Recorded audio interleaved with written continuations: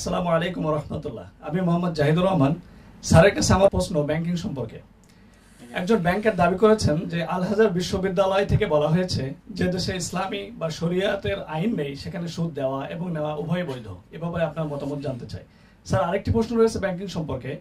সেটা হলো, যদি কোনো বিধবা তার স্বামীর রেখে যাওয়া সম্পত্তি তিনি ব্যাংকে রাখতে চান তার পরিবার এবং ছেলেমেয়ের খরচ চালানোর উদ্দেশ্যে, তিনি রাখতে পারবেন কিনা? ধন্যবাদ। ধন্যবাদ। কথা হলো, ফতোয়া দিয়ে যদি চলতে চাও, এই ফতোয়ার সাথে বলতে হবে যে দেশে ইসলামী আইন বিধান নেই সে দেশে ব্যভিচার বৈধ, যে দেশে ইসলামী আইন বিধান নেই সে দেশে মদ বৈধ, যে দেশে ইসলামী আইন বিধান নেই সে দেশে খুন করা বৈধ। এটা যদি হয় যে দেশে ইসলামী আইন বিধান সে নামাজের দরকার নেই, তো এটা যদি কেউ বলে থাকে তার বরং ইসলামী আইনে বিচার করা উচিত। কথা বুঝতে পেরেছ? মূল কথা হলো আল্লাহর দিন পালন। ব্যক্তি জীবনে রাষ্ট্রের কোথাও ইসলামী আইন নেই বলে ব্যক্তি জীবনে ইসলাম আর পালন লাগবে না, এটা একান্ত মূর্খ বা জ্ঞান পাপী ছাড়া কেউ বলবে না। ইসলাম আমার জীবনে আমি পালন করব।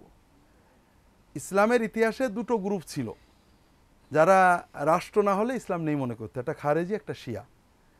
আর সাধারণ সাহাবি এবং অন্যান্যদের কথা হলো রাষ্ট্র ইসলামের একটা অংশ, রাষ্ট্র ব্যবস্থা ইসলামের বিভিন্ন বিধিবিধান আছে, কিন্তু রাষ্ট্র ভালো মন্দ আমার একার আয়ত্তে না। কাজে ভালো হলে আলহামদুলিল্লাহ, খারাপ হলে আমি আমার দিনটা আমার মতো পালন করব। এটা হলো প্রথম বিষয়।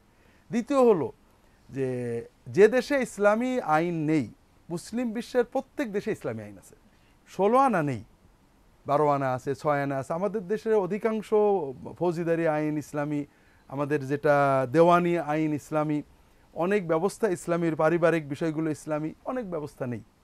তো এখন একজন মানুষের জীবনে 16 আনা ইসলাম নেই, নামাজ পড়ে, দাড়ি রাখে না, রোজা রাখে, নামাজ পড়ে না, কাজেই তার জন্য আরও বিধান অমান্য করা বৈধ হয়ে যাবে। এটা কোনো যুক্তি হলো নাকি? বুঝতে পেরেছ? এইবার শেষ কথা, যে সুদ বা ঘুষ ইসলামী আইন না থাকলে বৈধ হয় কিনা ঠিক না। কোন কোন ফকি কাদিম জামানায় বলেছেন দারুল হারব,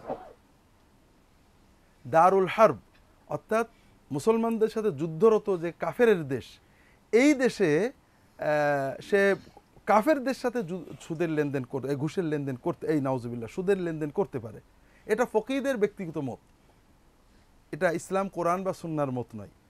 আর কোনো মুসলিম দেশ বর্তমানে দারুল হারব বলে কোনো দেশ মূলত নেই। যে দেশের সাথে মুসলিম কোনো দেশের সন্ধি আছে সেটা আর দারুল হারব না। আর মুসলমানদের দেশ তো অবশ্যই দারুল ইসলাম। কাজেই দারুল ইসলামে ইসলামের কোনো কোনো জায়গায় ত্রুটি আছে।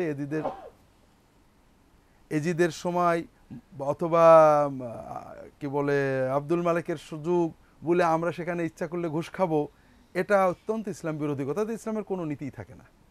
কাজেই ইসলামী ব্যবস্থা নেই বলে ইসলাম সুদ ঘুষ খাওয়া বৈধ, এটা ইসলাম নেই বলে ব্যভিচার জেনা বৈধ করার মতো একটা অত্যন্ত বাজে কথা। দ্বিতীয় হলো যে একজন মহিলা বিধবা, তার স্বামীর রেখে যাওয়া সম্পত্তি পড়ে থাকলে আয় আসবে না, আর বিনিয়োগ করার জায়গা নেই, কি করবেন? ঠিক তেমনই অনেকে রিটায়ার করে পেনশনের টাকা পান, অনেকে গ্র্যাচুইটির টাকা পান, প্রভিডেন্ট ফান্ডের টাকা পান, টাকা হাতে থাকলে খরচ হয়ে যাবে, ছেলে পেলে কেড়ে নেবে, আর বিনিয়োগ করার কোনো পরিবেশ নেই, কি করবেন? এক্ষেত্রে ইসলামী শরিয়া মতো চলার দাবি যারা করেন, এই ধরনের কোনো বিনিয়োগ সংস্থাই নির্ভরযোগ্য, টাকা দিয়ে উনি লাভ নেবেন। যারা সুদভিত্তিক মানে প্রকাশ্যেই বলেন আমরা সুদ দেব, সেখানে যাবেন না। যারা বলেন যে আমরা ইসলামী কায়দায় বাণিজ্য করে আপনাদের লাভ দেব, এদের ভিতরেও ভুলভ্রান্তি আছে। তবে তিনি যেহেতু মাযুর, তিনি এই ধরনের প্রতিষ্ঠানে টাকা